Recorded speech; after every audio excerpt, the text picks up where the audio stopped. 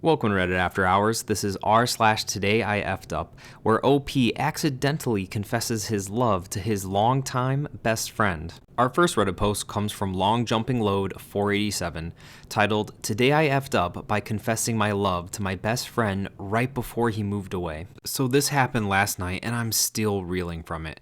For context, my name is Riley. I'm a 19-year-old male, and my best friend Sam, who's a 20-year-old male, have been ride or die best friends for the past 5 years. We met in high school and bonded over things like video games and horror movies. About 3 years ago, I realized that I was in love with him, but I couldn't bring myself to say anything, obviously. I figured, hey, I can handle this. I'll just admire him from afar and suffer in silence like some type of drama movie. Then, yesterday, Sam dropped a bombshell. We were having coffee at his place and he goes, So, I'm moving this month to Norway near my family. And my dumbass just stared at him. I thought he was joking, but no, he was serious. Then I started to spiral. The rest of the day was a blur. We hung out like normal, but inside I was screaming, knowing that if I didn't say something now, I'd regret it forever. I mean, what's the worst that could happen anyway? He rejects me, things get awkward, he moves away anyway. It's not like we wouldn't contact each other, but since I have an important job at my family's small business, our contact has already been more limited than usual anyway. So later that night, after a few beers, we were sitting on his apartment floor talking. He was laughing about something dumb, and I just blurted it out. I'm in love with you. Silence, absolute silence, the kind that makes your stomach turn. Sam just stared at me, and I immediately wanted to take it back. Maybe I could pretend that I had a stroke, blame the alcohol, run away, and start a whole new life. Then he laughed, but not in a mean way, more like in a, oh my god, finally type of way. And then he said, "You think I didn't know that?" I was shocked. Apparently, everyone knew. Our friends, his sister, his grandma for some weird reason. The only person who didn't realize it was me. He admitted that he had been wanting me to say something for years. And then, before I could even process that, he leaned in and he kissed me. And let me tell you, every romantic cliche about happy endings and stuff, real. At least for me it was. My brain began to short circuit. I forgot how to breathe all of a sudden. All I knew was that Sam was kissing me back like I had always wanted. When we pulled away, I was trying to act chill, even though I'm the worst at hiding my feelings. He just smiled and said, "I feel like I just sobered up for this stuff." So yeah, now I'm dealing with the fact that I could have been kissing them this whole freaking time instead of suffering in silence. He's still moving, which sucks, but he made me a promise that we'll figure it out. And after last night, I'd probably do anything to stay true to him. Also, I've always thought that he was straight since he once complained about a girl all night long in high school.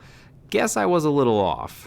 OP, good for you. I'm glad you were finally able to get that off your chest, and it actually went 10 times better than you could have ever hoped for. I hope that works out for you, OP. I hope I get to hear a good update from you one day.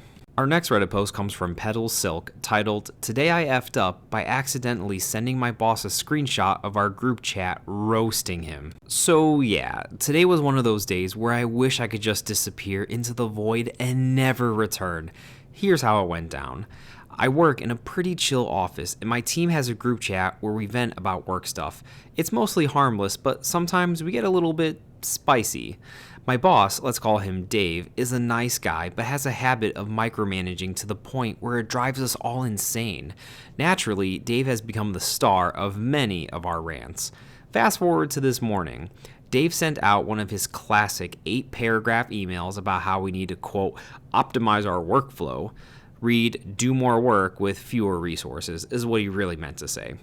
The group chat immediately exploded. Someone called him Captain Obvious, and another person said that he must have a PhD in stating the obvious, and I, being the comedian of the group, said Dave's emails are like a TED Talk for people who love the sound of their own voice. Honestly, I was feeling pretty proud of that one, so I took a screenshot to send to my best friend who doesn't work with us. I thought that it would give her a laugh, but in my haste, I accidentally pasted it into an email. to Dave. I realized my mistake literally 0.2 seconds after hitting send. My stomach dropped and my palms got sweaty, and I immediately Googled how to recall an email in Outlook. Turns out you can't unless the recipient hasn't opened it yet, and of course, Dave had already opened it. About 10 minutes later, I got a Teams message from him, and it simply said, "Can we talk?" I considered faking my own death, but instead, I dragged myself into his office. He was sitting there looking at me with this weird mix of disappointment and amusement. He said, "So, Captain Obvious, huh?" I immediately wanted to melt into the floor. I apologized profusely, told him it was meant for a friend and that we were just blowing off some steam. To my surprise, he actually started laughing and he said, "Look, I get it. I know I can be a lot, but maybe next time, just come talk to me instead of roasting me in a group chat." OP, I actually think Dave's not so bad. Sure, he might be micromanaging like you said, but I've seen a lot of managers, or at least read a lot of stories about a lot of different managers on Reddit, try to get back at an employee tenfold for far less than something like this. So the fact that Dave can just kind of laugh it off and say, "Hey, next time you're feeling upset, just come talk to me," that shows a lot of maturity and professionalism on Dave's part. So even though he's micromanaging, hey, could be a lot worse. Our next Reddit post comes from the Dr. Heapatch, titled, "Today I effed up by scaring fellow passengers on an international flight." So, barely being able to afford my first international trip, I booked the cheapest airline.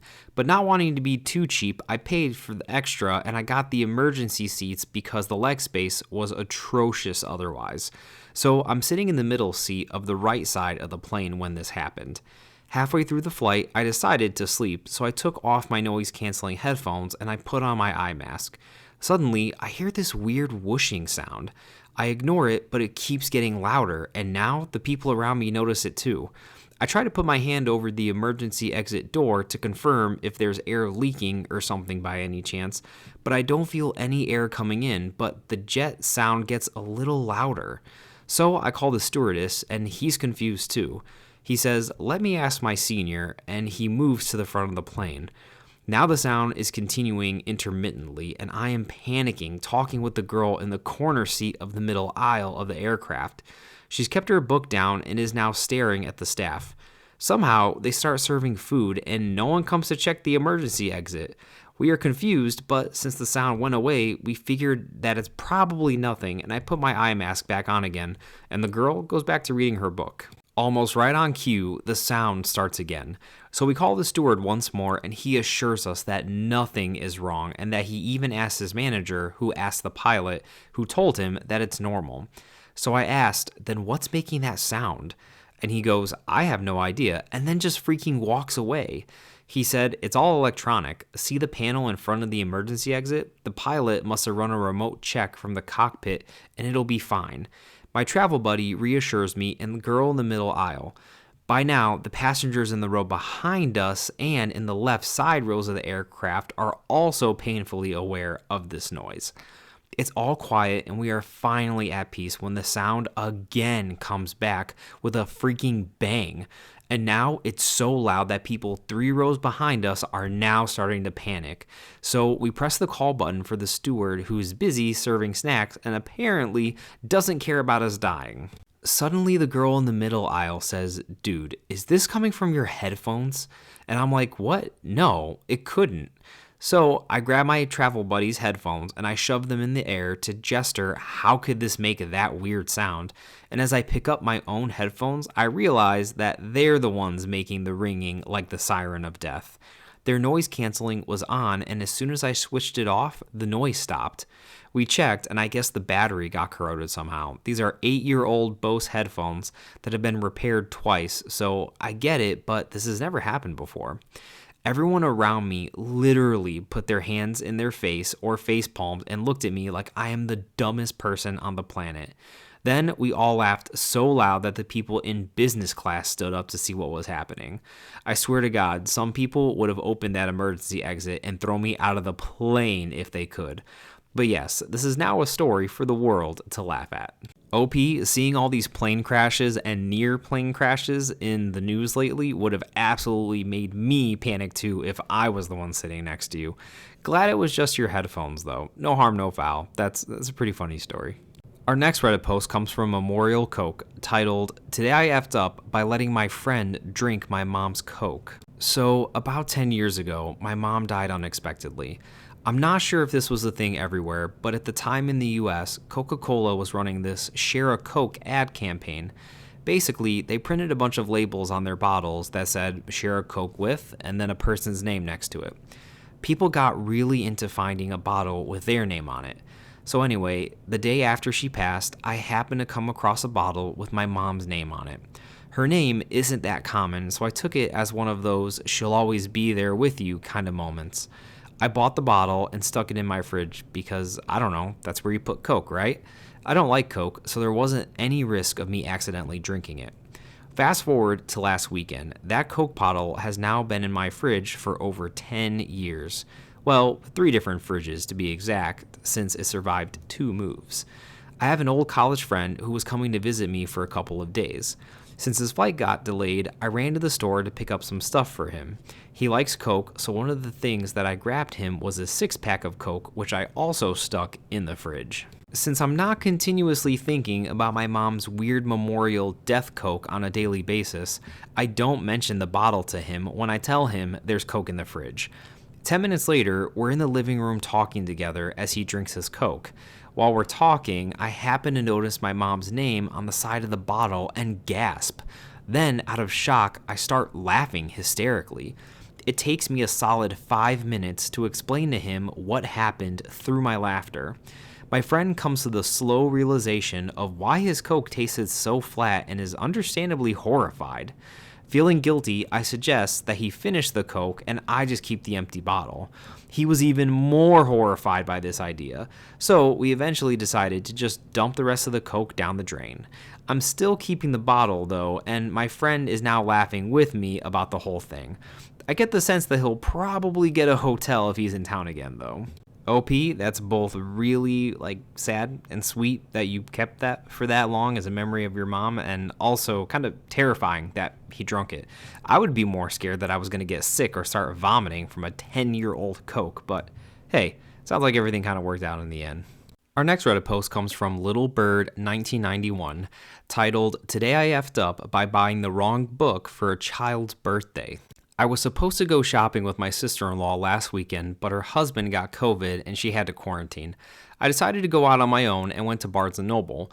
When I got there, I got a text from sister-in-law asking what store I was at. I told her, and she asked if I could pick up a book for her nephew's birthday on Thursday since she was quarantined and wouldn't be able to get out. I asked if he would like a book because I was at the bookstore and she said that he was a big reader. Score.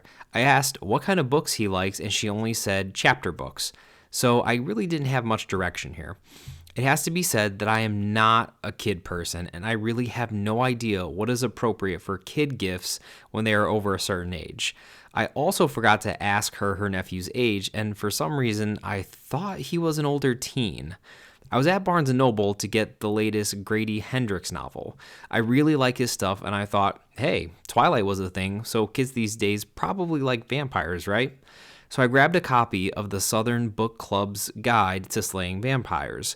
A local scout troop was also there doing a wrapping donation thing, so I paid them to wrap the present so my sister-in-law didn't have to. When I got home, I called her and told her that I picked up a book and wrapped it, and she was so thankful and said that she would pick it up on Wednesday. I did not tell anyone what book I got. I ended up being at work when my sister-in-law came by, so my husband did the handoff. This morning, I got a call from sister-in-law, and her first words were, "What was the book that you got?" I told her that it was a book about vampires and asked her if her nephew didn't like vampires. I then learned 3 things. 1, her nephew is actually 11.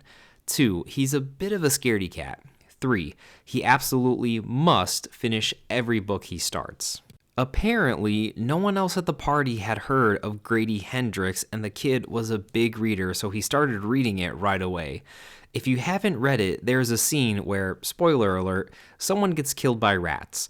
The scene really isn't too graphic, but it's still freaky. According to sister-in-law, her nephew has been having nightmares ever since reading that scene and refuses to sleep alone.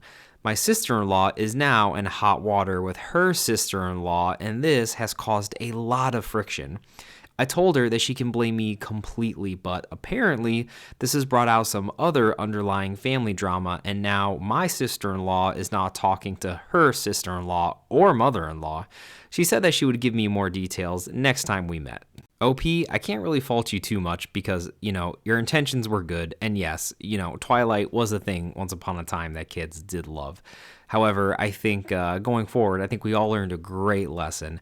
Maybe text the parent and ask them what books might be appropriate for the kid because, unintended consequence. You don't want to give the kid nightmares. But, obviously wasn't your intention. You were trying to do a good thing. But hey, sometimes it happens. He'll get over it. He'll be all right. That was Reddit After Hours, bringing you r/today I effed up. Thank you all so much for listening, and if you like these videos, like and subscribe as we post a new Reddit video almost every single day.